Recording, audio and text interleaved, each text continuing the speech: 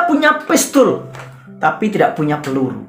Dia punya pistol, tapi tidak tahu cara bagaimana mempergunakannya. Orang Kristen model seperti ini sangat-sangat memprihatinkan, karena selalu kalah dan selalu kalah. Salam anak Sobreo. Edisi khotbah Minggu 10 Oktober 2001, tema benih Bapak Rohani menjadi senjata bagi anak rohani. Dalam hidup ini kita diperhadapkan dengan peperangan kepada peperangan. Peperangan yang diperhadapkan bukan melawan musuh-musuh yang kelihatan. Entah itu keluarga kita, entah itu tetangga, orang yang menjengkelkan, itu bukan musuh yang kita perangi sesungguhnya.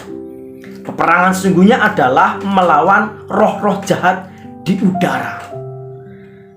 Ketika orang melakukan hal yang negatif kepada kita, ketika keadaan negatif menimpa kita, dan respon kita, emosi kita tetap positif, artinya kita sudah menang dalam peperangan. Manakala hamba Tuhan, Pak Pendeta, Pak Gembala, Bapak Rohani menyampaikan firman Tuhan benih rohani, sesungguhnya Pak Gembala, Pak Pendeta sedang mengimpartasikan senjata rohani bagi anak-anak rohaninya. Kebenaran yang pertama, ada orang yang ketika menghadapi peperangan atau pergolakan kehidupan dengan tangan kosong. Bangsa Israel pernah mengalami seperti ini.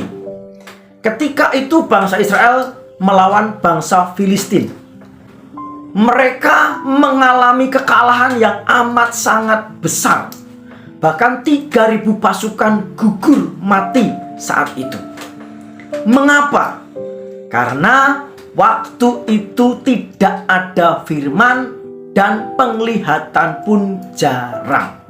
1 Samuel pasal 3 ayat 1. Mereka pasti membawa pedang, tombak, lembing, perisai, dan alat perang lainnya.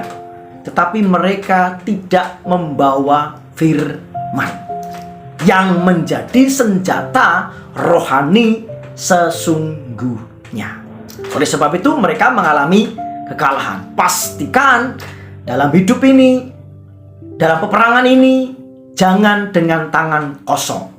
Pastikan firman Tuhan menjadi senjata dalam hidup kita.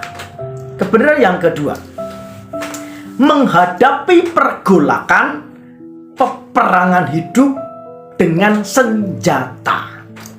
1 Samuel pasal 17 ayat 45, firman Tuhan mengatakan demikian. Tetapi Daud berkata kepada orang Filistin itu, "Engkau mendatangi aku dengan pedang dan tombak dan lembing, tetapi aku mendatangi engkau dengan nama Tuhan semesta alam, Allah segala barisan Israel yang kau tantang itu." Daud menang atas Goliat. Saya percaya Bapak Ibu Saudara hafal cerita ini. Meskipun hal itu mustahil terjadi, karena Daud orangnya kecil, hanya gembala, sementara Goliat orangnya tinggi besar, jago perang, lengkap dengan senjatanya. Tetapi sekali lagi keajaiban terjadi. Justru Goliat yang tumbang dalam pertempuran itu. Mengapa ini terjadi? Karena Daud membawa senjata rohani, yaitu Tuhan dan firman-Nya. Bagaimana cara Daud mempergunakan senjata firman itu? Ternyata cukup berkata saja. Perhatikan 1 Samuel pasal 17 ayat 45 yang saya baca tadi bagian atas. Tetapi Daud berkata, hanya berkata saja, hanya memperkatakan firman Tuhan saja, hanya mendeklarasikan firman Tuhan saja, maka Daud berkemenangan. Ada banyak orang Kristen yang mengagung-agungkan Alkitabnya sebagai kitabnya, tetapi tidak membaca firman, tidak menghafalkan firman, jarang mendeklarasikan firman, apalagi menghidupi firman. Nah, saya mengibaratkan orang seperti ini, dia punya pistol tapi tidak punya peluru. Dia punya pistol tapi tidak tahu cara bagaimana mempergunakannya. Orang Kristen model seperti ini sangat-sangat memprihatinkan, karena selalu kalah dan selalu kalah ketika diperhadapkan dengan peperangan. Kebenaran yang ketiga, benih atau firman Tuhan adalah senjata multifungsi. Yohanes pasal 1 ayat 3 dalam terjemahan bahasa Indonesia masa kini, segalanya dijadikan melalui Dia, dan dari segala yang ada tak ada satupun dijadikan tanpa Dia. Kata Dia di situ adalah firman. Jadi firman itu menciptakan yang belum tercipta. Firman itu mengadakan yang belum ada. Jadi firman Tuhan itu menjadi senjata multifungsi, multiguna.